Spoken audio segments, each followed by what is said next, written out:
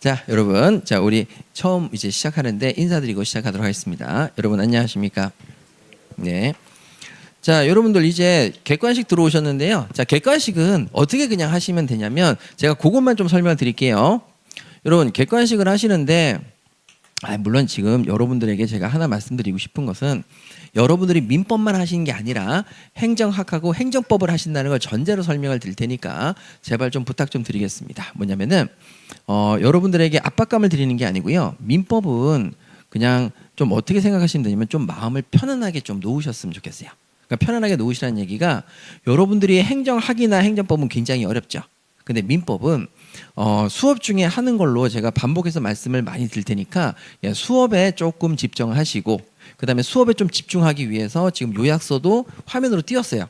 화면으로 띄웠으니까 그걸 보시면 되고 수업 중에 좀 집중을 하시고 대신에 여러분 이게 복습의 시간이 있거든요. 복습의 시간. 그러면 이 복습을 언제 하는 게 가장 효율적일까요? 복습을 언제 하는 게 가장 효율일까요? 요거를 이제 우리가 좀 고민하셔야 되거든요. 그러니까 복습을 예를 들어서 자 우리가 수업을 끝났는데 복습을 하는 이유를 알려드릴게요. 먼저 복습을 하는 이유. 첫 번째, 여러분 복습은 왜 할까요? 1번 그냥 복습을 하실 때에는 여러분들이 복습을 하는 이유는 내가 공부했던 것을 밖으로 끄집어내는, 그래서 내가 무엇을 키워드로 잡고 무엇을 기억했는지를 알아내는 밖으로 끄집어내는 작업을 하는 거예요. 그러니까 제가 가르쳐 드린 것을 밖으로 끄집어내는 작업이다. 그래서 이것을 밖으로 빼내는 작업, 다시 말해서 입체적인 이해가 됐느냐라고 하는 것을 이해를 확인하기 위한 거예요. 입체적 이해를 확인하기 위한 건데 확인하기 위해서는 읽으면 되죠. 읽으면 되는데 그냥 읽어야 되겠어요? 말로 내뱉어야 되겠어요? 말로 내뱉어요. 그러면 여러분들이 어떻게 하면 가장 기억에 오래 남고 그것이 나에게 입체적으로 이해가 되냐면 두 가지를 같이 하실 때 굉장히 이해가 되는데 먼저 보고 읽는데 일단 요거는 이제 첫 번째예요. 읽는데 자 그럼 읽을 때 여러분 눈으로 보고 있는 이게 자꾸 그러면 눈으로 보고 있는 거 착각하실 수 있으니까 읽어요. 읽는데 눈으로 보고 읽는다, 말로 하면서 읽는다. 말로 하셔야 돼요. 그러니까 복습을 하실 때 내가 오늘 관습법 하니까 뭐를 배웠는데 뭐지? 기억이 안 나실 수 있어요. 그러면 복습을 하실 때 맞아, 관습법은 관행과 법적 확신이야. 그러니까 보더라도 생각을 한번 하시면서 얘기를 하시는 거 있죠. 요게 복습이에요. 예, 말하면서 하시는 게, 그래서 읽으면서 말로, 요게 제일 기억에 오래 남는 방법이에요. 그러면 강사들이 왜 똑똑해요? 이거 하기 때문이죠. 말로 읽으면서 하니까. 그래서 강사들이 점점 똑똑해지는 거예요. 예, 그렇기 때문에 여러분들이 강의를 하라는 게 아니라 키워드 정도는 말로 하는 습관을 들이면 너무 좋다. 그러면 말로 하는데 그럼 여러분들이 이 말로 하는 생각에 대해서 입체적인 이해를 어떻게 해야 되느냐라고 했을 때 오늘 수업에 나가는 부분이 예를 들어서 10페이지다라고 한번 해볼게요. 10페이지를 나갔어요. 그럼 여기서 제일 먼저 실수하시는 게 뭐냐면 두 번째로 복습을 하실 때에는 순서대로 한다, 중요도 순으로 간다. 중요도 순으로 가셔야 돼요. 그래서 중요도 순으로 10페이지를 보셔야 돼요. 그러면 보실 때 오늘 하루에 10페이지를 본다, 중요도 있는 부분만 먼저 본다. 중요도 있는 부분이 예를 들어서 3페이지나 5페이지다 그러면 그것만 보시는 거예요. 그러니까 다 보려고 생각하는 것 자체가 어리석어요. 다 보려고. 그럼 여러분 세상에 밥을 먹는데 아침, 점심, 저녁 세 끼를 한꺼번에 먹으면 어때요? 똑같은 겁니다. 그러니까 아침, 점심, 저녁을 나누셔야 돼요. 오늘 볼 거, 내일 볼 거, 내일 모레 볼 거. 그 다음에 오늘 지금 볼 거, 나중에 집에 가서 볼 걸 또 다시 나누시고. 그러면 한 페이지, 2페이지 정도가 나와요. 그거를 부분적으로 뜯어 먹는 거예요. 간식을 먹듯이 밥을 나눠 먹듯이. 나눠 먹으시는 거라. 자, 그러면 여러분 강사는 이 중요도대로 여러분 공부를 하겠죠. 수업 준비하겠죠. 그리고 강사들은 하루아침에 그 모든 걸 다 준비하겠어요? 일주일 후에 강의다 그러면 일주일 동안 나눠서 하겠어요? 그렇죠. 다 똑같은 겁니다. 이게 잘 되는 이유가 있는 거야, 강사가. 딱 그거예요. 오늘은 여기를 먼저 준비해야 되겠다. 내일은 저길 준비해야 되겠다. 그러면 내가 여기가 부족하지. 여기가 부족하니까 강의 준비를 여길 더 해야 되겠다. 이런 식으로 중요도 순으로 하거든요. 그러니까 여러분들도 그냥 쭉 읽는다, 중요도 순으로 차등을 든다. 차등을 두는 거예요. 그러면 이게 여러분들 공부가 입체적으로 됩니다. 입체적이고 그 다음에 두 번째는 여러분 계획적입니다. 그러면 이제 여러분들이 자꾸 10페이지를 공부했다 그러면 10페이지를 다 복습하시려고 하는데 절대 그러시면 안 돼요. 절대. 마치 아침, 점심, 저녁 세 끼를 다 동시에 먹는 꼴이라. 그런데 선생님 지금 제가 이 과목만 듣는 게 아니라 행정학이나 행정법도 있지 않습니까? 그래서 제가 여러분들에게 마지막으로 권하는 게 세 번째가 있죠. 세 번째가 뭐냐면 3B입니다. 제일 안 하는 거죠. 3B. 3B에서 공부를 하셔야 돼요. 3B. 그러면 3B가 어디냐면은 첫 번째가 B가 버스. 그러니까 말 그대로 대중교통수단을 탈 때 복습하는 게 제일 좋다. 대중교통수단 이용하실 때 뭐 하세요? 그냥 잡니까? 게임하십니까? 에? 안 타시는 경우도 많다. 예, 집이 근처이신가 보죠. 자, 그러면 자, 그러면 대중교통을 탈 때 요때 쓰시면 좋습니다. 그러면 저 같은 경우도 집에까지 가는데 한 45분에서 50분 걸리거든요. 그럼 그 사이에 저에게 선택권은 되게 많아요. 너튜브가 먼저 딱 떠오르고 게임 떠오르고 그 다음에 또 뭐가 있죠? 잠 자는 것도 좋고. 근데 여러분 여기서 저는 이제 자는 건 되게 좋은데 자기 전에 한 번이라도 보고 자면 훨씬 기억에 남는다는 거죠. 예를 들어서 제가 학원에 강의를 하러 와요. 학원에 강의하러 올 때 그냥 자겠습니까? 오늘 강의할 걸 한번 잠깐 보겠습니까? 보죠. 예. 그러니까 요때 가장 효율적으로. 그러니까 제가 좋아지는 이유가 있어요. 자, 그럼 두 번째, 베드. 잠자리에 들 때. 잠자리에 들기 전에 보시면 제일 좋습니다. 그 다음에 세 번째, 베드룸. 화장실. 여기만큼 아늑한 곳이 없죠. 자, 그래서 여기서 사실 제가 군대에서 선임들 이름 외우라고 했을 때 화장실에 가서 외우면 저렇게 잘 외워지더라고요. 잠자리 들기 전에 막 미친 듯이 외우고 이런 거죠. 그러니까 여기서 이 3B가 사실은 제가 얘기한 게 아니고요. 이 3B는 이미 과학적으로 검증이 돼서 그래서 버스, 백색 소음, 베드, 백색 소음, 베스룸, 자 화장실에서의 그 아늑함 뭐 이런 것들이 있어서 여기서 공부하시는 게 제일 좋습니다. 그러면 자 오늘 예를 들어서 10페이지를 공부했다. 그러면 자 내가 지하철을 타고 가면서 복습을 전부 10페이지를 한다. 한두 페이지만 한다. 그렇죠. 그렇게 그냥 조금만 욕심을 내시면 되겠습니다. 한두 페이지 보고 나머지는 딴짓 하셔도 돼요. 근데 한두 페이지 정도라도 읽고 그 다음에 내가 그걸 입으로 입체적으로 한번 내뱉고 그렇게 한 번이라도 하면 진짜 도움이 많이 됩니다. 근데 여러분 이거 하고 싶습니까? 하기 싫습니까? 저도 하기 싫습니다. 강의하느라고 막 얘기를 많이 하다 보니까 돌아갈 때만큼은 좀 쉬고 싶어요. 압니다. 근데 쉬고 싶을 때 잠깐 하시면 별도의 공부 시간이 필요 없습니다. 별도의 공부 시간을 안 잡는 게 제일 중요합니다. 물론 과목별로 좀 어렵다 싶은 분은 별도의 공부 시간을 잡을 수도 있지요. 그렇죠? 별도의 공부 시간을 잡을 수도 있는데 그 별도의 공부 시간을 잡는 거는 내가 좀 어려워하는 과목은 그렇게 잡아도 되는데 그게 아닐 때에는 좀 편안하게 볼 수 있는 이런 시간을 좀 이용한다. 이용해야 되겠습니다. 예, 그렇게 생각하시면 되겠어요. 그래서 여러분들에게 복습에 대한 개념을 제가 조금 알려드리고 그 다음에 이렇게 하셨어요. 이렇게 하셨으면 자 10페이지를 하셨으면 그 다음에 이 복습이라는 걸 이렇게 보시는 게 복습 끝났다 이렇게 생각하시는 분이 계시는데 복습은 그렇게 끝나는 게 아니고요. 다시 한번 또 수단을 해야 됩니다. 그러니까 틈나는 대로 다음 주 월요일까지 다음 주 금요일까지 계속 일주일 동안 봤던 거 또 보고 봤던 거 또 보고 봤던 거 또 보고 한다. 그래서 사실은 3번 정도 복습을 하셨을 때 여러분들이 이제 이건 내가 알았다. 이건 내가 알 것 같으니까 더 이상 안 봐도 되겠다라고 싶은 부분이 생길 수 있어요. 근데 그게 많지는 않으실 겁니다. 왜냐하면 여러분들이 공부를 하시면서 이런 거죠. 그럼 내가 나중에 몇 개월에 또 까먹으면 어떡할까? 이게 계속 생각이 나니까. 그래서 여기 부분을 제가 말씀드릴 때에는 자 여러분 3번 정도 보실 때 3번 정도 복습을 하셨어요. 근데 이건 내가 충분히 외운 것 같다라고 하면 그 부분을 안 보셔야 됩니다. 이제 안 보셔야 됩니다. 나중에 모의고사를 통해서 기억이 안 났다 확인하시고 다시 한번 보시면 되는 거지. 계속적으로 봤던 부분들을 문구나 이런 것들은 기억이 났는데 또 볼 필요가 없어요. 왜 그러냐면 사람들은 여러분 익숙한 것을 더 보려고 합니다. 익숙한 것을. 그러면 여러분 내가 잘하는 과목을 더 잘하게 되지 못하는 과목은 더 못하게 돼요. 안 보게 됩니다. 왜? 내가 편한 쪽으로 가니까. 그래서 여러분들이 안 봐야 되는 부분을 지우셔야 보기 싫은 부분을 볼 수밖에 없는 상황이 되는 거거든요. 예, 그래서 여러분들에게 지금 잠은 잘 거 아닙니까? 그쵸? 잠은 자시니까 보실 거고, 화장실은 가실 거 아닙니까? 보실 거죠?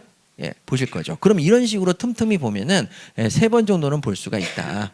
볼 수가 있습니다. 그리고 제가 여러분들하고 같이 보는 요 요약서가 지금 여기 보시면 알겠지만은 이론 정리도 돼 있지만 뭐도 있어요. 문제풀이까지 다 했으니까 그냥 보시고 입으로 계속적으로 얘기를 하시면은 기출문제까지 다 포함이 되거든요. 네, 그러니까 이런 식으로 공부하셔야 됩니다. 그러면 제가 사실 민법이란 과목이 제일 어려운 과목인데 왜 이렇게 하느냐? 행정학과 행정법이 더 어렵게 느껴지시기 때문에 어떤 체계나 틀이 없이 그냥 따로따로 이렇게 놓여 있는 느낌이 많이 들잖아요. 예, 그래서 민법이란 과목도 이렇게 할 수 있도록 제가 해드리는 거니까 희생이 되는 거죠. 원래 모든 과목은 이렇게 하고 싶지 않습니다. 강사들이 내 과목이 제일 중요하니까 제일 많이 해라 이렇게 하고 싶은데 그렇게 그냥 조금 편안하게 가시자. 그럼 편안하게 가시는데 그냥 편안하게 가는 게 아니라 여러 번 보자. 여러 번 보자. 여러 번 보자. 자, 그다음에 오늘 만약에 지하철을 타셨다. 그러면 여러분 절대 기억하세요. 한 페이지나 2페이지. 그렇죠? 한 페이지나 2페이지. 그 정도 보실 필요밖에 없습니다. 그러면 한 페이지나 2페이지를 봤는데 뭐 그럼 다음 시간에 또 하면 되는 거죠. 예, 그렇게 하시면 되겠습니다. 자, 그러면 여러분 복습이라는 건 한 번으로 끝나는 게 아니라 여러 번이다. 자, 그럼 여러 번인데 사실 어떻게 하면 제일 좋을지 요거는 이제 개인별로 좀 다르단 말이에요. 그러면 일단 가장 중요한 요소가 뭐냐? 요거 빨간색 X 치는 거. 이게 제일 중요합니다. 이게 제일 중요한 거고 이걸 제일 안 해요. 제일 중요합니다. 진짜 이렇게 강조를 합니다. 아는 것들은 지울 수 있는 용기가 있어야 나중에 양이 줄어들어 있습니다. 지금 첫날은 되게 양이 적어 보여요. 근데 두 번째, 세 번째, 네 번째 이렇게 해서 쭉 계속 가지 않습니까? 계속 가게 되면은 그때는 나중에 양이 엄청 늘어나죠. 근데 이때 빨간색으로 하나씩 지워나가는 거 있죠. 그게 조금 쌓이게 되면 그 양이 좀 줄어들게 보입니다. 그러니까 내가 커버할 수 있겠다, 수용할 수 있겠다라고 생각이 드는 거죠. 네, 그런 식으로 하니까 제일 중요한 걸 꽂으라면 전 이거. 근데 이걸 안 하면 이게 안 나오니까. 그러니까 이게 제일 중요한 이유는 알겠죠? 이게 있어야만 이게 나오고 이게 있어야만 나중에 공부량이 줄어서 편하시니까. 예, 그렇게 보시면 되겠습니다. 자, 그러면 여러분 앞으로 민법은 복습 시간을 될 수 있으면 따로 하지 말자. 될 수 있으면. 근데 내가 너무 어려워서 한번 깊이 파야 되겠다. 그러면 그때는 하셔도 됩니다. 하지만은 될 수 있으면 하지 말자. 이렇게 정리해 드릴게요. 자, 그러면 이제 판서 노트가 하나 있고 그다음에 오늘부터는 요약서를 띄우겠습니다. 요약서를 보시면서 저랑 같이 또 정리하시고 네, 그리고 난 다음에 다시 문제 풀 때에도 밑줄을 다 그어 드릴 테니까 밑줄 같이 그으시고 그 다음에 문제 푸시고 자 대신에 우리가 전에 공부했던 부분이 있었다 그러면 복습한다는 생각으로 오시면 되겠고 한 번 더 보시면 되겠고 그러면 여기서 복습이 끝났으니까 나중에 복습할 때는 더 쉽겠죠. 예, 그런 식으로 예 되시면 되겠습니다. 자, 그래서 심화 강의 때부터 들으신 분들은 이렇게 오시고 처음 들으신 분들은 이제 따라오시면 되겠어요. 자, 우리 요약서는 11페이지를 한번 펴보시죠. 자, 요약서 11페이지. 자, 그럼 거기 관련돼서 설명을 잠깐 드릴게요. 자, 요약서 11페이지 보시고 판서 노트는 3페이지인데 그냥 보시면 되겠습니다. 자, 먼저 우리가 요약서 11페이지 보시면 민법에 법원이 있죠. 예, 법원이 있는데 한문으로 이렇게 써져 있을 겁니다. 자, 자, 한문으로 이렇게 써 있을 겁니다. 법원. 그래가지고 요 원자가 수원지 할 때 원자라서 근원 원자입니다. 법의 근원은 뭐 할 때 쓰는 것이다? 분쟁 해결의 기준이다. 자, 법원은 뭐라고요? 분쟁 해결의 기준. 자, 그러면 법원이 있는데 그 분쟁 해결의 기준은 첫 번째 뭘로 해결해 보자? 법률로 해결해 보고 법률이 없으면 관습법으로 해결해 보고 관습법이 없으면 해결하지 않은 게 아니라 조리로 해결해 보자. 이렇게 이제 정리하시면 되죠. 그러면 여기서 포인트는 자, 첫 번째 포인트는 법률 관습법 조리인데 조리는 나중에 우리 요약서로 정리할 거고 관습법도 별도로 정리할 건데 자, 여기서 이 법률이라고 하는 것은 결론적으로 무슨 뜻이냐? 바로 관습법의 반대말이다. 관습법이 뭐라고요? 반대말. 그러면 관습법의 반대말은 관습적으로 내려온 법이고 여기는 문자로 이루어진 법. 그래서 무슨 법이라고 부른다? 성문법이라고 부르는 거죠. 자, 다 밑줄 거드릴 테니까 됐어요. 하지 보시고. 자, 그럼 성문법을 가만히 뜯어보니까 문자로 이루어진 모든 법들이 있죠. 그래서 국회에서 만든 법률, 자, 국회에서 만드는 법률뿐만 아니라 행정부에서 만드는 명령 규칙, 그다음에 조례 이런 것들, 자 이런 모든 것들이 전부 다 문자로 이루어졌으니까 이 문자로 이루어진 법으로 먼저 분쟁을 뭐 해보자, 해결해 보고, 이 문자로 이루어진 법을 성문법이라고 부르고, 자 여기서 용어를 좀 더 디테일하게 다양하게 쓰죠. 법률의 법과 명령의 령을 따서 뭐라고도 부른다? 법령이라고도 부르는 거죠. 그러니까 같은 말인데 되게 많아요. 법률, 성문법, 법령 이렇게 부르는 거죠. 그 다음에 문자로 이루어진 것들은 모두 다 적용을 받는다. 이렇게 정리가 되겠습니다. 자, 11페이지 우리 교재로 가시죠. 자, 요약서 11페이지 오시면, 자 저랑 같이 이제 하나씩 정리 한번 해보도록 할게요. 자, 11페이지 보시게 되면, 자 로마 짤번의 법원입니다. 로마 짤번의 법원. 그래서 여기 아까 전에 보셨던 수원 원자를, 수원자 할 때 원자를 써서 법법자에다가 수원자 할 때 원자를 쓰는 거죠. 이게 법원입니다. 그러면 자 우리가 체크를 하셔야 될 것은, 자 세 군데죠. 민사에 관한 분쟁이 생겼을 때, 자 첫 번째 법률로 해결해 봅니다. 법률의 규정이죠. 법률의 규정으로 해결해 보고, 법률의 규정이 없으면 관습법으로 해결해 보고, 관습법이 없으면 뭐로 해야 한다? 조리. 이렇게 해서 세 군데 동그라미를 치시면 되겠습니다. 자 그래서 법률, 관습법, 조리에 의한다. 순서가 이렇게 되는 거죠. 법률에 없으면 관습법, 관습법이 없으면 조리. 분쟁 해결의 순서입니다. 자 그럼 여러분들이 복습하실 때는 자 요걸 딱 보시면서 뭐라고요? 법률 해결해보고, 없으면 뭐로? 관습법, 관습법이 없으면 조리. 이렇게 입으로 하셔야 되겠습니다. 자 입으로 하시게 되면 강사가 되신다. 똑똑해진다. 자 그렇게, 이건 내가 얘기한 게 아니라 내 과학자가 얘기를 한 거니까 예, 그렇게 하시면 됩니다. 그 다음에 두 번째, 자 두 번째는 법률을 따지는데요. 요 법률이 이쪽으로 와 있죠. 아 여기 법률. 자 여기 관습법, 여기다 목차를 만들어 놨죠. 여기 조리, 여기다 목차를 만들어 놨죠. 자 되셨죠? 자 그러면 먼저 법률을 보겠습니다. 여러분 이 법률은 뜻이 뭐였지요? 관습법의 반대말. 그래서 자 첫 번째 밑줄 그을게, 성문법 밑줄 그으시죠. 성문법 밑줄 그으시고, 자 그 다음에 두 번째 성문법인데 법률과 명령을 합해서 뭐라고도 부른다? 법령이라고도 부른다. 법령 밑줄 그으시고, 자 그러면 여기서 문자로 이루어진 것들을 모두 보니까 자 이런 말씀을 쓰는 거죠. 국회에서 제정된 법률, 국회에서 제정된 법률이 바로 우리가 얘기하는 법률이었죠. 노동법, 민법 뭐 이런 거죠. 지금 민법이 2026년 3반기에 통과된 지금 얘기가 있는데 지금 통과 안 되기를 진심으로 기도해 주십시오. 그래서 국회에서 제정된 법률, 그러니까 우리 1차 때는 큰 영향을 안 미칠 것 같은데 2차 때 민법이 상반기에 개정이 되면 시험일을 기준으로 해서 민법이 개정된 부분으로 공부를 하셔야 됩니다. 그러니까 개정이 안 되는 게 제일 좋아요. 내년도부터 개정되는 게 제일 좋습니다. 자, 국회에서 제정된 법률, 다시 말해서 우리가 일반적으로 흔히 부르는 형식적 의미의 법률이죠. 요 밑줄 그으시고 요 두 군데 밑줄 그으세요. 국회에서 제정된 법률, 형식적 의미의 법률만 되는 것이 아니라 플러스, 자 플러스 해가지고 뭐가 들어간다? 명령. 자 명령의 밑줄 그으시죠. 각종의 명령들. 자 그다음에 각종의 규칙들 전부 다 문자로 이루어져 있죠. 그다음에 조례들. 심지어는 이제 뭐까지 나오냐면 헌법에 의해서 체결 공포된 조약. 여러분 조약도 국가 간에 문자로 이루어져 있죠. 조약. 그 다음에 일반적으로 승인된 국제법규. 일반적으로 승인된 국제법규는 뭐냐? 바로 이제 해적에 관련돼 있는 조약, 조항 이런 것들을 통해서 일반적으로 국제법규에서 어떻게 할 것인가? 해적지는 어떻게 한다? 처벌 규정이 있어요. 예, 그런 문자로 이루어지는 것들을 모두 통틀어서 분쟁을 해결한다. 이렇게 생각하시면 돼요. 우리 노동법에 대한 분쟁을 해결할 때에도 어떻게 하냐면 법률로 해결해 보려고 합니다. 성문법과 법령으로 하는데 노동관계니까 국제조약 ILO도 있어요. 거기에 있는 것도 끌고 와서 해결해 보려고 노력한다 안 한다? 한다. 예, 그런 얘기가 되는 거죠. 자, 그럼 이게 없으면 관습법인데 관습법은 별도 목차로 둘 것이고, 자 조리 가시죠.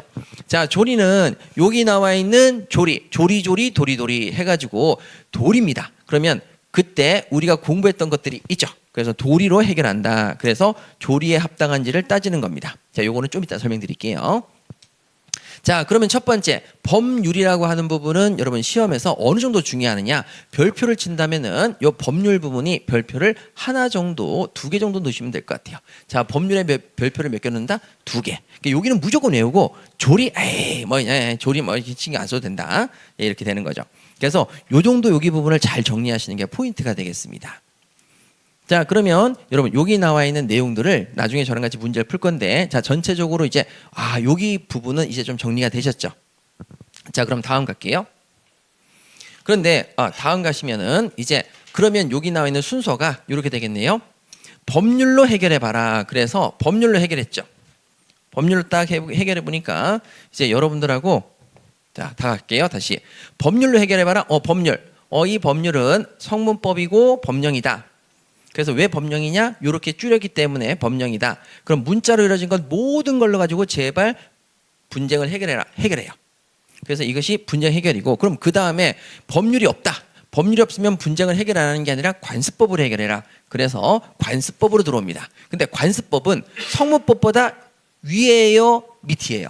밑입니다. 그래서 성문법보다 밑에 있습니다. 이렇게 있죠. 포션이 이렇게 돼 있죠.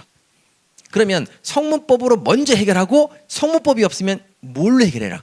관습법. 그러니까 성문법이 있으면 관습법으로 해결 안 합니다. 그러면 이때 이 모든 법들은 누구의 뜻을 항상 거스리면 안 돼요? 헌법. 자, 누구의 뜻을 거스리면 안 된다? 헌법의 뜻을 거스리면 안 되죠. 헌법에 맞는 성문법이 돼야 되고, 헌법에 맞는 뭐가 돼야 된다? 관습법이 돼야 되겠죠. 자, 그럼 되셨고, 자, 조리는 조리조리 도리도리 해가지고 도리도리입니다. 도리도리. 도리도리. 조리조리 도리도리. 자, 조금 이따 보도록 하고요. 자, 뒤로 넘기시고.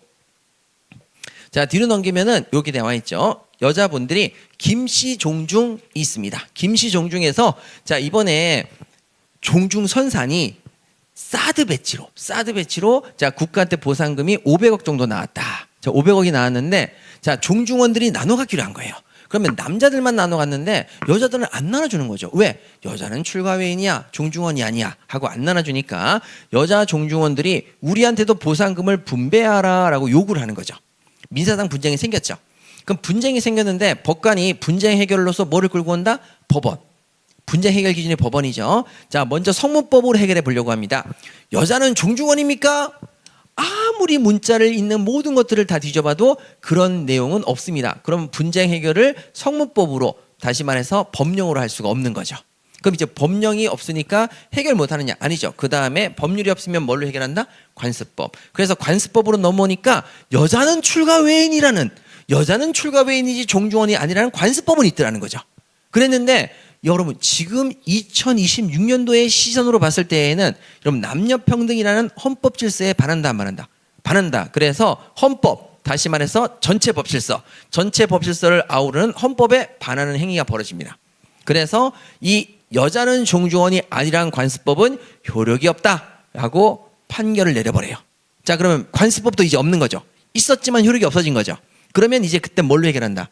조리. 그래가지고 조리로 넘어오니까 뭐라고 얘기하냐면, 야, 여자든 남자든 같은 핏줄인데 도리상 생겨봐라. 도리를 따져봐라. 당연히 여자도 종중원이다 아니다?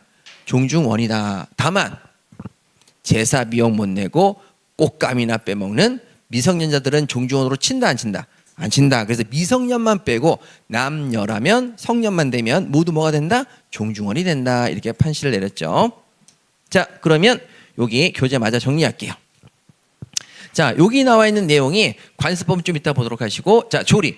남녀 구별이 없습니다. 성별 구별이 없이 뭐만 되면 성년, 뭐만 되면 성년. 그럼 첫 번째 성별의 구별이 없다는 건 첫 번째고, 두 번째 성년이 됐을 때 두 번째고, 그러면 걔네들은 종중의 구성원이 된다. 그게 뭐에 합당하다? 조리. 도리에 합당하다. 이렇게 얘기를 한 거죠. 그래서 그냥 편안하게 쭉 한번 밑줄 그으시고, 자, 논점이 뭐가 될 수 있다? 성별의 구별 없이. 또 하나 뭐가 될 수 있다? 성년. 예, 그 정도만 체크하시면 되시겠습니다.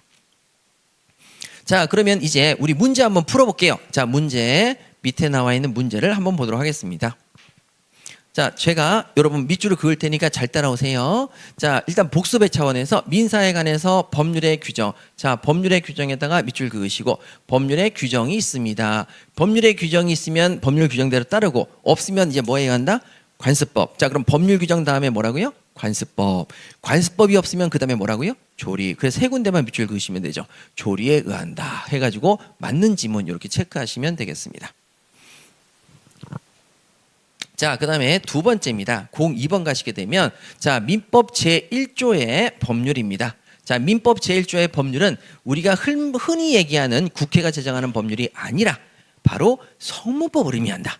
뭘 의미한다? 성문법. 자, 그러면 여기 나와 있는 거기 나와 있는 내용이 형식적 의미의 법률만을 말한다라고 돼 있어요. 형식적 의미의 법률은 뭐냐? 여기 요 법률이죠. 자, 형식적 의미의 법률인 국회에서 만드는 법률만 말한다. 다른 것도 들어간다. 다른 것도 들어가니까 형식적 의미의 법률만을 뜻한다. X. 이렇게 해서 X 이렇게 가시면 됩니다. 법률만의 X. 자, 그래서 만을 뜻한다. X. 그래서 뭐라고 단어를 쓰면은 정답이 될 수 있다. 형식적 의미의 법률 도. 도도 들어가면 나머지도 들어가니까 도. 이렇게 쓰면 맞는 지문이 될 수 있다. 말씀을 드렸었고. 자, 그 다음에 이제 3번 가도록 하죠. 자, 3번에 보시면은 조약이 있습니다. 조약이 있고 그 다음에 국제법규가 있습니다. 일반적으로 승인된 국제법규가 있습니다. 자, 얘네들도 민법의 법원이 될 수 있어요, 없어요? 있죠. 예, 민법의 법원이 될 수 있습니다. 될 수 있죠? 없다. X. 이렇게 체크하시면 되겠고, 그 다음에 이제 조약 나왔고요. 조약은 민법의 법원이 된다? 예, 맞아요. 민법의 법원이 되죠. 그 다음에 여기다 또 조약, 민법의 법원이 될 수 있다? 그렇죠. 민법의 법원이 될 수 있어요. 맞죠? 이렇게 체크하시면 끝나시겠습니다. 자, 그러면 이제 4번 가도록 하죠. 자, 공동선조와 성과본을 같이 하는 후손. 자, 후손은 자, 여기 보시면 종중의 구성원이 된다고 보는 것이 종중의 구성원이 된대요. 그것이 뭐에 합당하다? 조리에 합당하다. 조리에 합당하다. 그러면 두 가지 논점이 생길 수 있다고 그랬죠. 무엇의 구별이 없어야 된다? 성별. 그래서 첫 번째 성별의 구별 없이. 그다음에 이게 첫 번째고요. 자, 성별의 구별 없이 요거 첫 번째.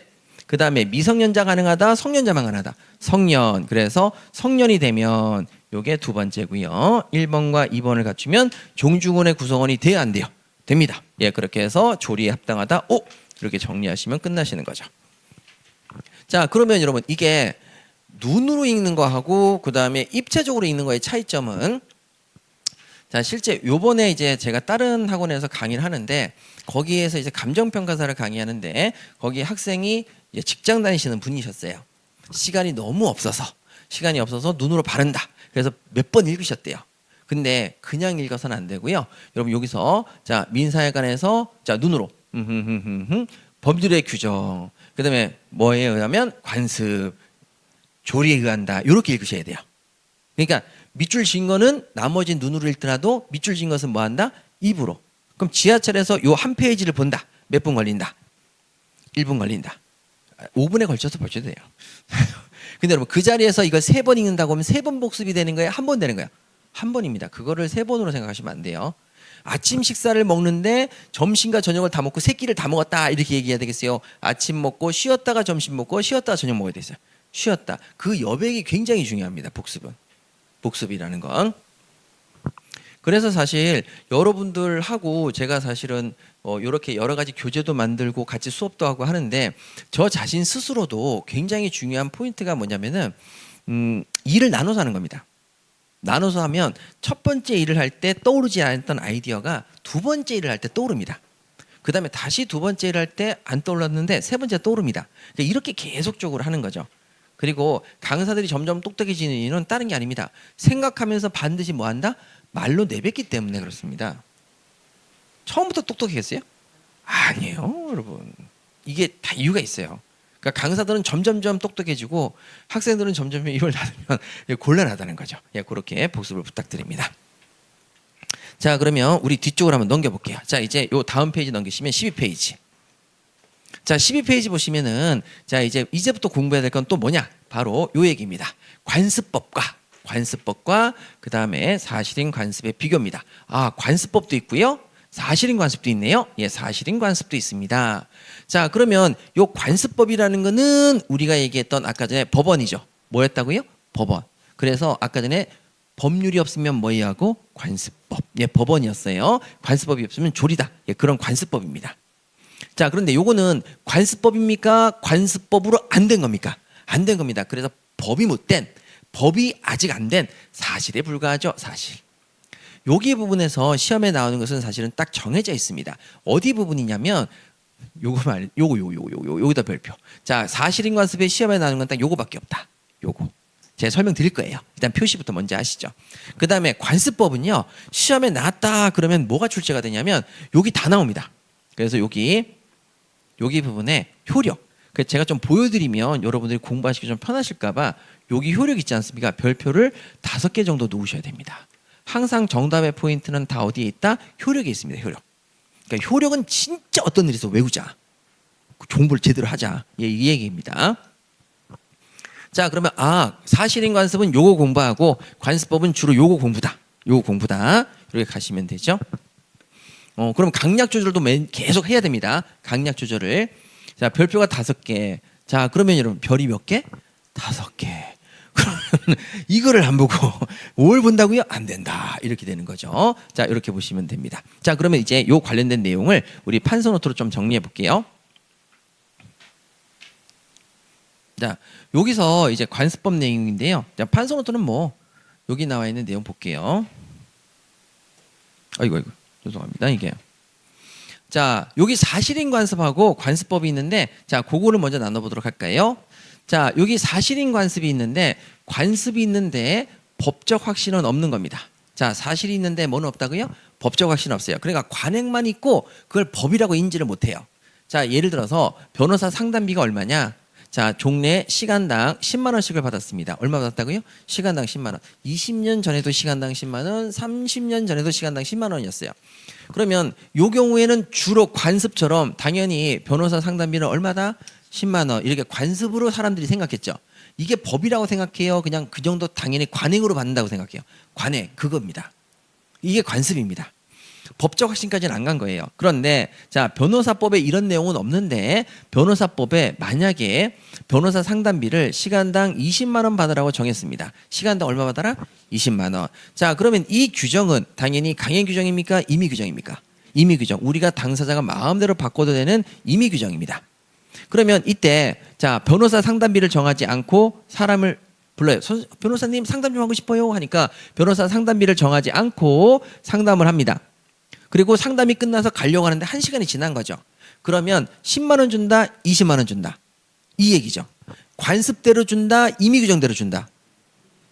요 부분입니다. 여러분, 규정하고 관습이 있습니다.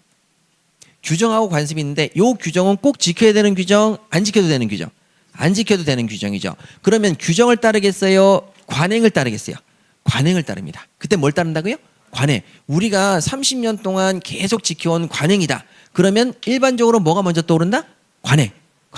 예, 그래서 자, 여기 따라서 보시게 되면 관습에 따라서 시간당 얼마나 주면 된다? 10만 원.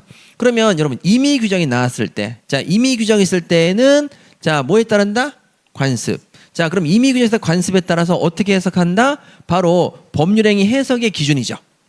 법률행위 해석을 할 때 상담비를 정했어요, 안 정했어요? 안 정했는데 얼마를 주기로 정해져 버렸다? 10만 원. 그러니까 법률행위 해석을 할 때 기준이 되는 거죠. 임의 규정과 관습이 있으면 뭐에 의한다? 관습. 됐죠? 그 다음에 의사 보충 기능입니다. 의사 보충 기능은 의사 능력이 부족하면 보충해 준다. 즉 의사가 빠져있는 변호사 상담비를 보충해 준다. 그래서 무슨 기능도 된다? 의사를 보충해 주는 기능도 됩니다. 자, 이렇게 이제 정리하시는 게 사실인 관습인 거죠. 그럼 사실인 관습은 임의 규정이 있을 때 관습을 따르게 되고 관습을 따르다 보니까 그 빠져 있는 내용을 보충하는 것까지 되네. 이렇게까지 연결이 되는 거죠. 예, 그렇게 정리하시면 됩니다. 자, 그러면 그것을 우린 요약서에서 어떻게 부르냐면 이렇게 부르죠. 자, 임의 규정이 있을 때 법률행위에 의사를 보충하는 기능을 한다, 안 한다? 한다. 요게 포인트입니다. 의사를 채워준다, 안 채워준다? 채워준다.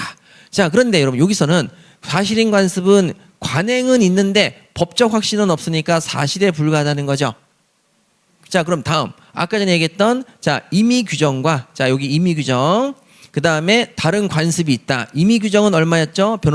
변호사 비용이 20만 원. 다른 관습은 얼마였죠? 10만 원. 그때 당사자의 의사가 명확하지 않는다. 시간당 얼마 받을지 정했다, 안 정했다? 안 정했다. 그러면 이땐 규정 따른다, 관습 따른다?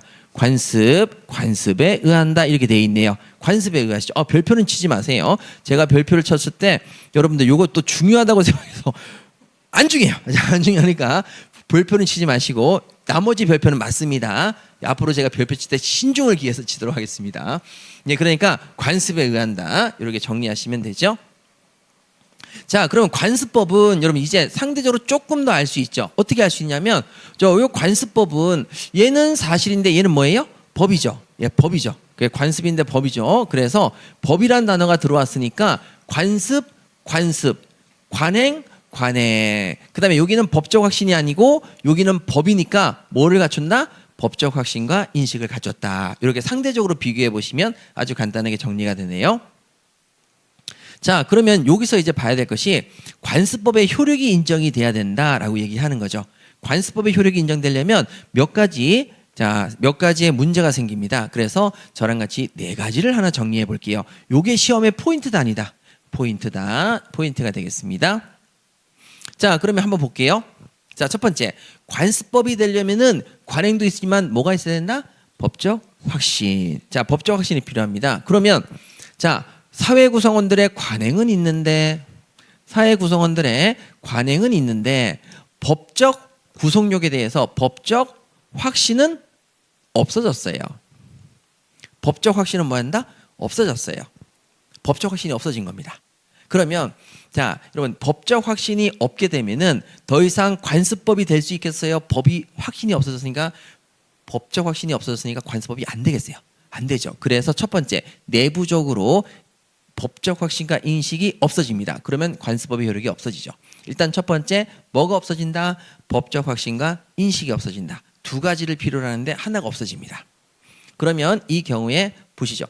자, 여러분 만약에 우리가 이게 분묘기지권이라는 게 있거든요. 분묘기지권. 자, 남의 땅에다가 산소를 묻으면, 묘를 묻으면 그 땅을 내가 제사를 지낼 수 있는 공간으로 쓸 수 있는 게 분묘기지권입니다. 여러분 이게 타당한 행위라고 생각하십니까? 이건 불합리하다고 생각하십니까? 내 땅에 산소가 이렇게 쫙 돼 있는데 철거를 못해요. 합리적입니까? 불합니까?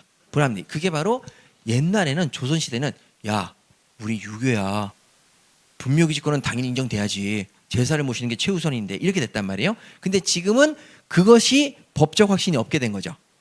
그러니까 이제 분묘기지권은 없어진 겁니다. 분묘기지권에 대해서 관습법의 효력이 이제 없어졌어요. 상당히 많이.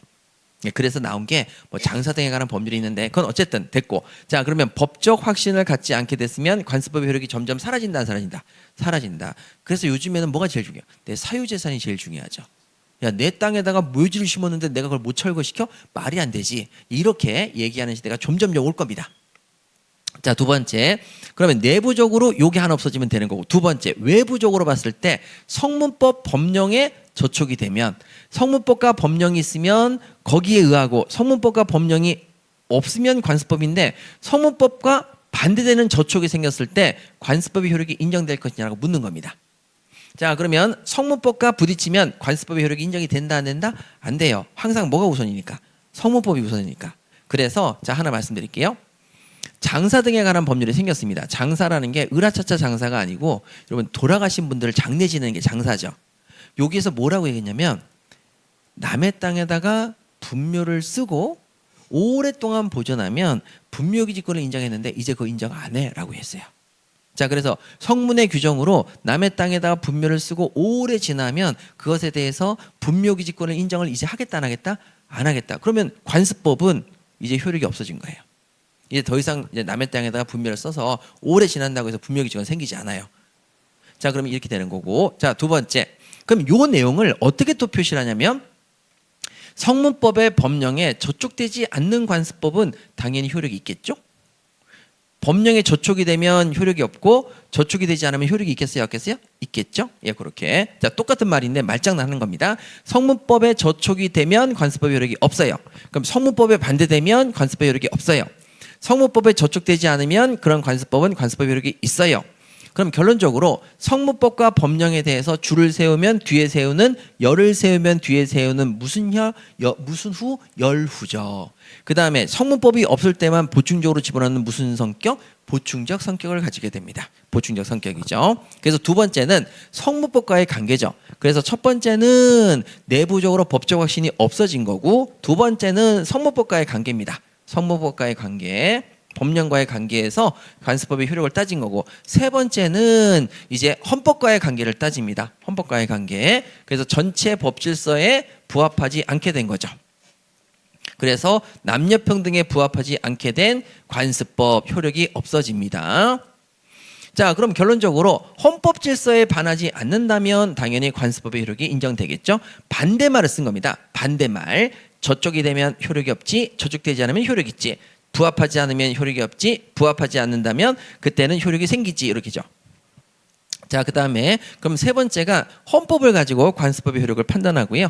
그 다음에 마지막으로 뭘 가지고 판단하냐면 판례입니다. 판례 변경이 생겼습니다. 판례 변경으로 관습법도 효력이 바뀐다 안 바뀐다? 바뀝니다. 그래서 자, 여기 나와 있는 관습법의 효력을 판례 변경으로 부정할 수 있습니다. 자, 여러분 옛날에는 진짜 희한한 게 되게 많았어요. 남의 땅에다가 분묘를 쓰고 그 다음에 그 분묘를 철거를 못하는 제도도 있었고, 그 다음에 남의 땅에 분묘를 쓰면은 사용료를 낸다 안 낸다? 안 낸다. 야, 제사 지내는데 무슨 사용료를 내냐고 안 받았어요. 진짜 미치고 한장을 누리시죠. 그럼 내 마당에 내 뒤에 내 야산이 있는데 거기다 남이 묘지를 쓰고 사용료도 안 내고 철거도 못 시키고 아무것도 못 하는 거죠. 그런데 자, 여기도 마찬가지로 판례가 바뀌었어요. 공짜로 써야 된다, 돈 줘야 된다. 돈 줘야 된다. 그래서 지료 지급을 인정합니다. 지료 지급을 인정합니다. 이젠 지료를 줘야 돼요. 자, 여기가 굉장히 중요합니다. 자, 그러면 다시 한번 보도록 하죠. 자, 네 가지 법적 확신을 갖지 않게 되었다. 첫 번째. 두 번째는 법률, 성문법과 법령과의 관계. 세 번째 뭐와의 관계? 헌법과의 관계. 네 번째 무슨 관계? 판례 변경으로 인한 관계. 이렇게 네 가지로 관습법의 효력이 부정될 수 있다. 네 가지로 부정될 수 있다.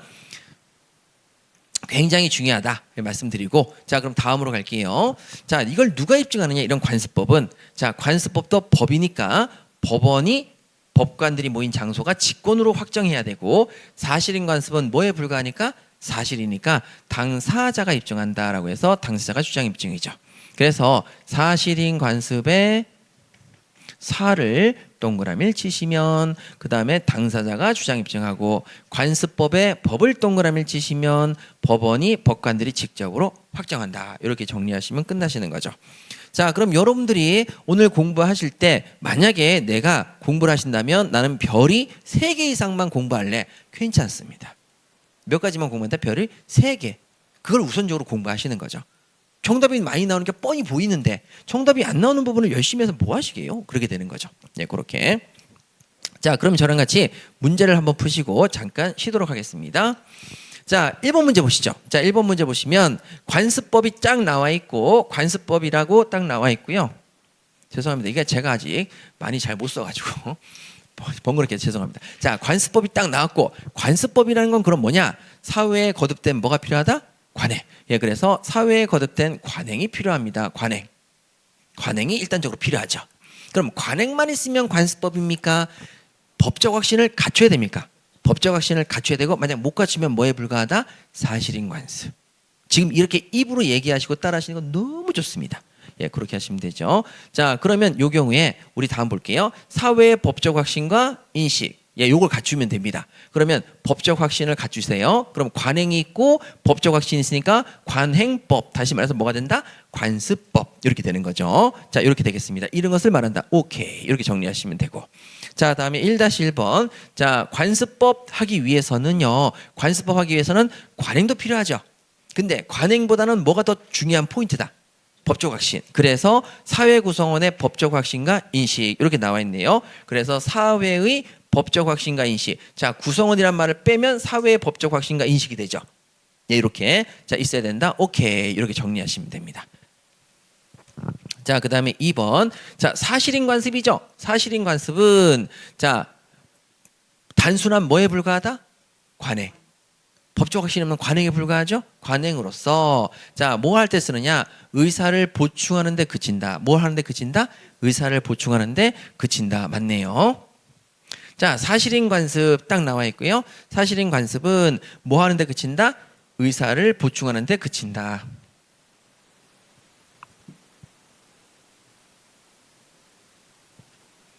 자, 그래서 여기 이제 처음으로 이제 같이 제가 해보는 건데 아무래도 여러분 이렇게 보니까 조금 공부하시기는 좀 편하죠. 계속적으로 반복하니까. 제가 영상을 보고 깜짝 놀란 게 우리 문제 풀까요? 그러면 전 이러고 있어요. 계속 이러고 있어서 너무 미안해가지고. 자, 그래서 요번에 좀 바꿨습니다. 저도 좀 좋은 것 같네요. 자, 그럼 이제 03번 가시죠. 자, 사실인 관습입니다. 관습법을 물었습니까? 사실인 관습 물었습니까? 사실인 관습은 법원으로서의 효력을 가진다. 여러분, 법원으로서의 효력은 사실인 관습입니까? 관습법입니까? 관습법. 예, 그래서 사실인 관습은 법원으로서의 효력이다. 법원으로서의 효력이 없습니다. 요건 X인 거죠. 이렇게 정리하시면 되고. 자, 그 다음에 3-1번. 자, 사실인 관습 하시고, 그 다음에 법원으로서, 법원입니까? 법원이 아닙니까? 아니죠. 법원으로서 아니다, 틀리다 이라고 해서 이렇게 X 이렇게 체크하시면 충분하시다. 자, 이제 04번 가도록 할게요. 자, 관습법이 있습니다. 자, 관습법이 있는데 걔는 관행을 가지고 있는데 거기에 대해서 법적 구속력에 대해서 확신을 갖지 않게 됐습니다. 자, 관행은 있는데 법적 구속력에 확신이 없게 됐으니까 더 이상 관습법으로 부르기가 쉽다 어렵다? 어려워졌다. 예, 그래가지고 거기 효력을 잃는다. 관습법도 효력을 잃게 됐습니다. 왜?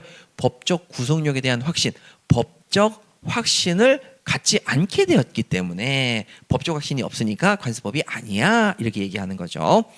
자, 그 다음에 거기 4-1번 보시면 관습법이 나와 있고요.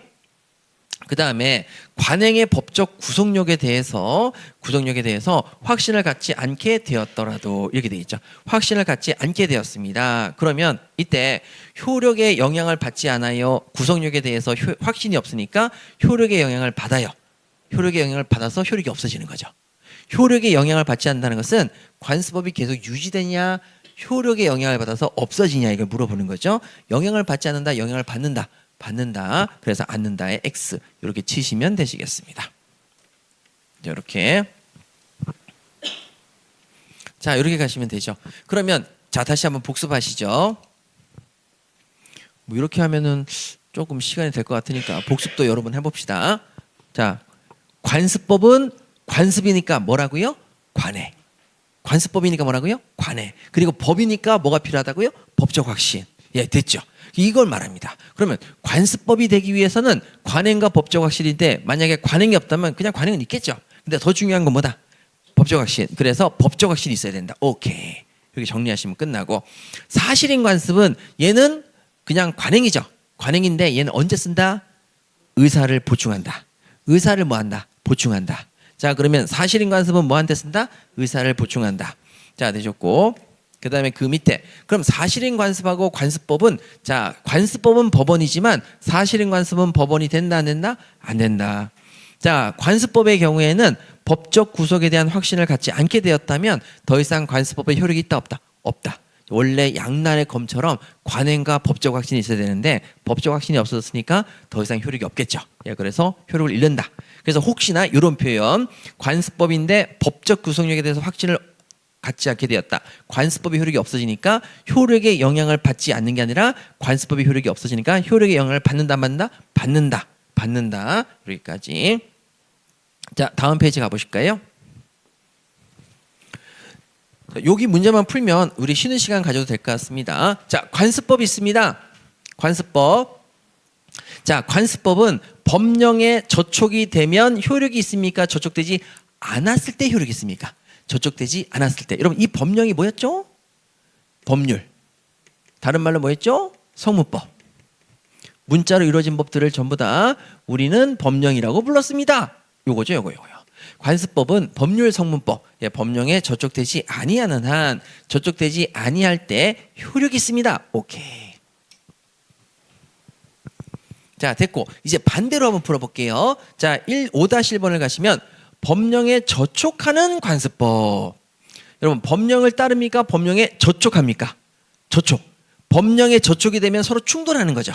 그러면 저촉되지 않을 때 법령에 충돌되지 않는 한 효력이 있는데 법령에 충돌이 되는 한 관습법의 효력이 있습니까? 효력이 없어집니까? 효력이 없어집니다. 그래서 효력이 있다, 효력이 없어진다. 효력 X인 거죠. X. 자, 그러면 이제 6-1번 갈게요. 관습법은, 자, 관습법은 법률. 아, 저기 위에 나와있던 법령이죠.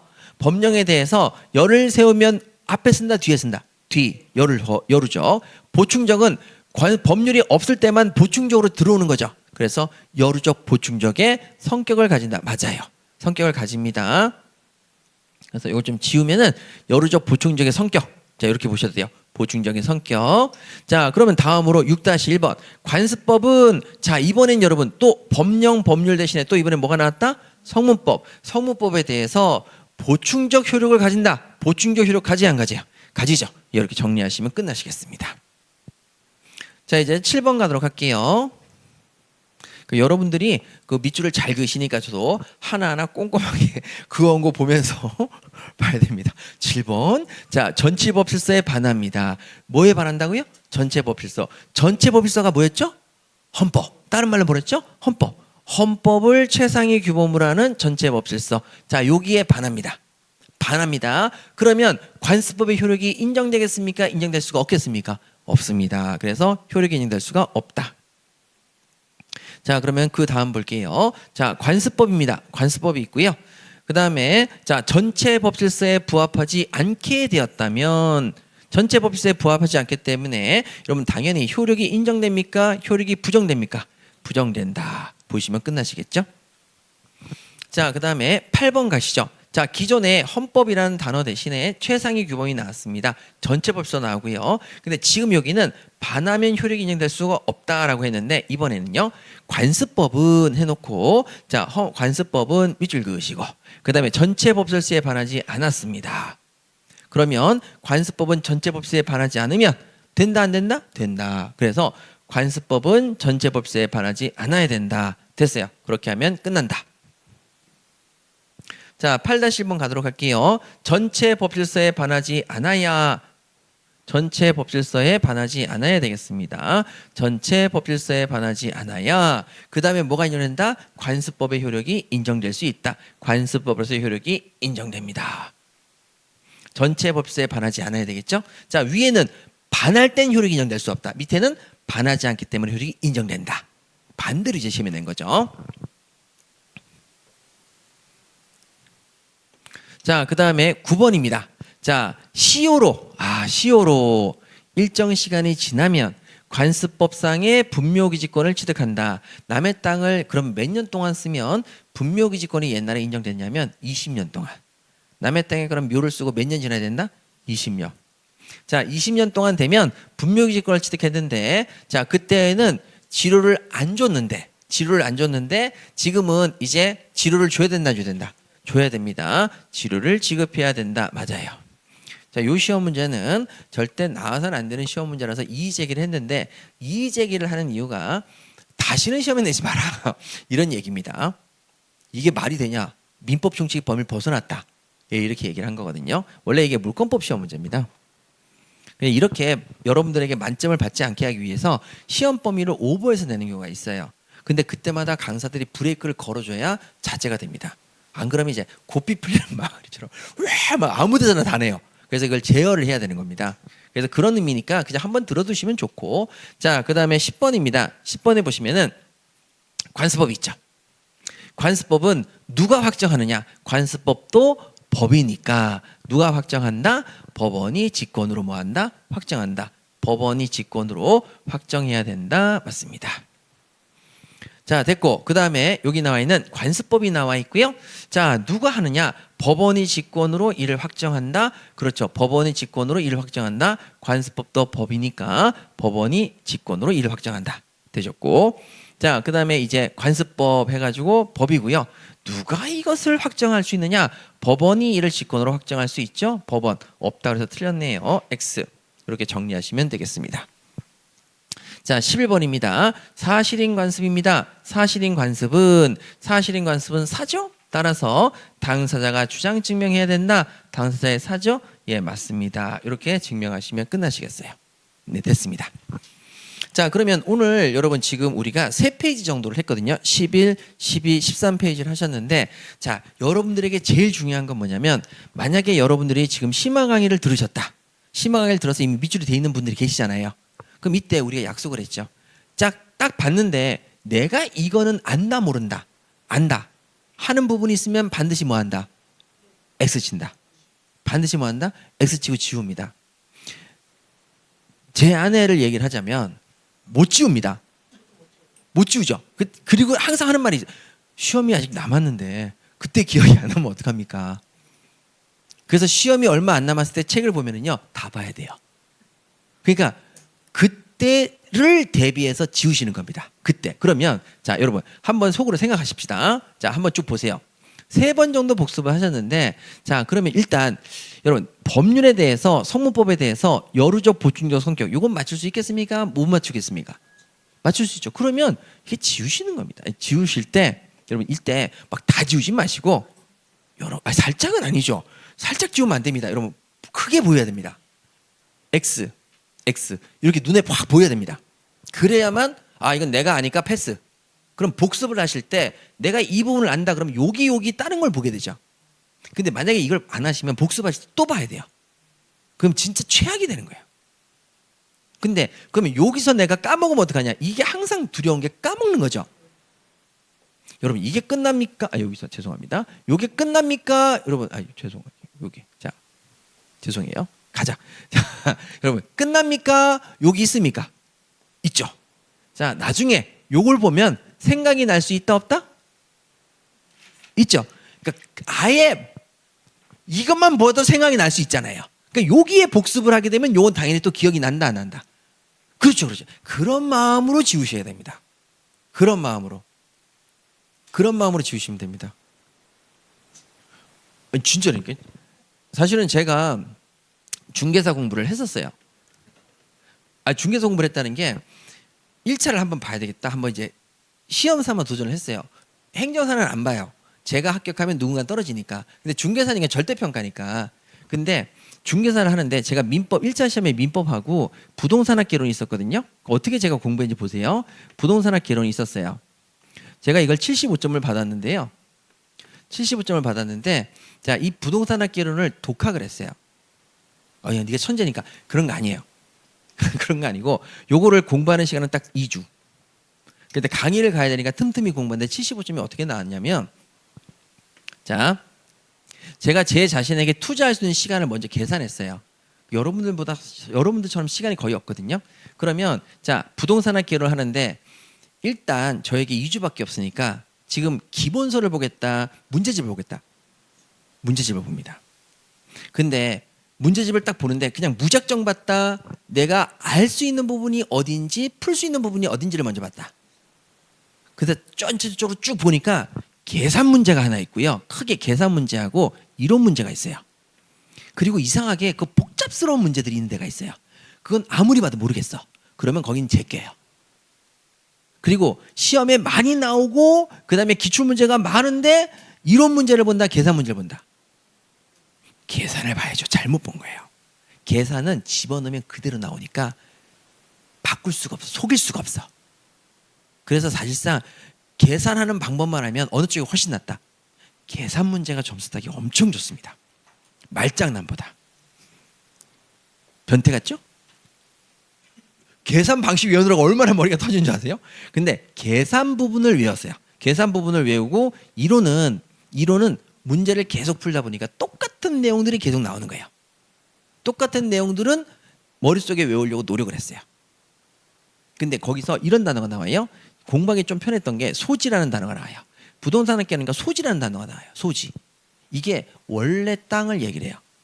근데 여러분 이 소자가 무슨 소자? 소급할 때 소자예요. 거꾸로 되돌아가는. 그러니까 원래대로 돌아가는 땅 뭐라고 한다? 소지. 이런 식으로 해서 딱 외운 거죠.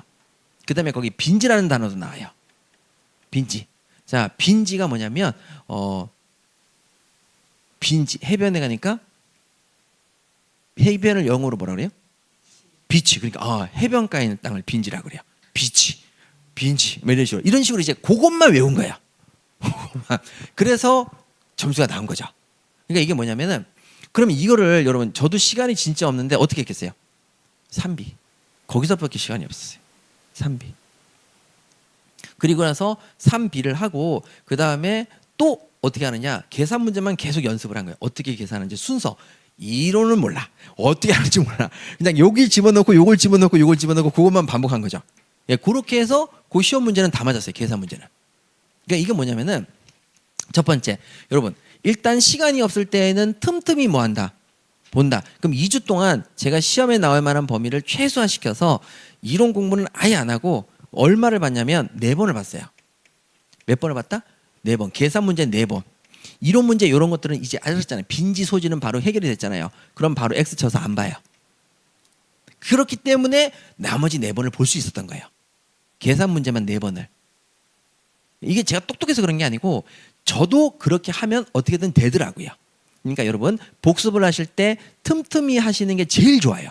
그러면 집중력이 확 올라오면서 어떻게든 그걸 외우려고 노력한단 말이죠. 근데 2시간, 3시간씩 앉아있으면 스스로는 만족하지만 거기에 따른 성과는 떨어져요. 밥을 2시간 동안 먹고 있는 거죠. 근데 밥을 금방 먹으면 배부르고 좋잖아요. 그러니까 효율성이 떨어지니까 요거를 제가 한번 해보려고 했어요. 그 75점을 받아서 민법은 100점을 받고 합격을 했죠. 그럼 2차는 안 봐요. 한번 테스트 해보니까 아 요게 되는구나. 근데 그때 시험 문제가 어려웠대요. 근데 이게 왜 점수가 났냐면 기적인 거죠. 1, 2, 3, 4, 5번 중에서 4가지 지문은 모르겠어요. 딱 하나 아는 게 정답이에요. 딱 하나 아는 게. 그래서 오 하고 찾았는데 그게 정답이었던 거죠. 그러니까 이게 여러분 다른 게 아니라 그러면 여기서 이제 우리가 봐야 될 게 자 제가 하나 말씀드리는 건 이거를 말씀드리는 이유는 첫 번째 내가 아는 걸 지워야만 모르는 걸 더 많이 볼 수 있다. 꼭 기억하셔야 돼요. 제가 모르는 거를 여러 번 본 거지 아는 거를 4번씩 본다고 점수가 오르진 않아요. 그런데 어느 쪽에 더 공부하고 싶어요? 아는 쪽.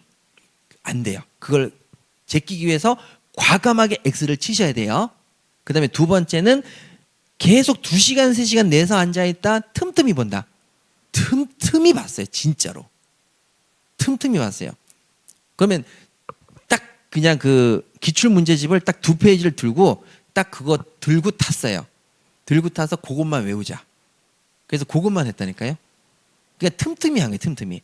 그러니까 제가 여러분들에게 뭔가 샘플로 보여드리기 위해서 객관식은 이게 가능하다는 걸 보여주기 위해서 한 거니까 여러분들도 이렇게 한번 해보시면 참 좋겠다. 아시겠죠? 예, 그래서 틈틈이 절대 책상에 오래 앉아있다고 공부 잘하는 거 아니다. 예, 잠깐 쉬었다가 계속하도록 하겠습니다.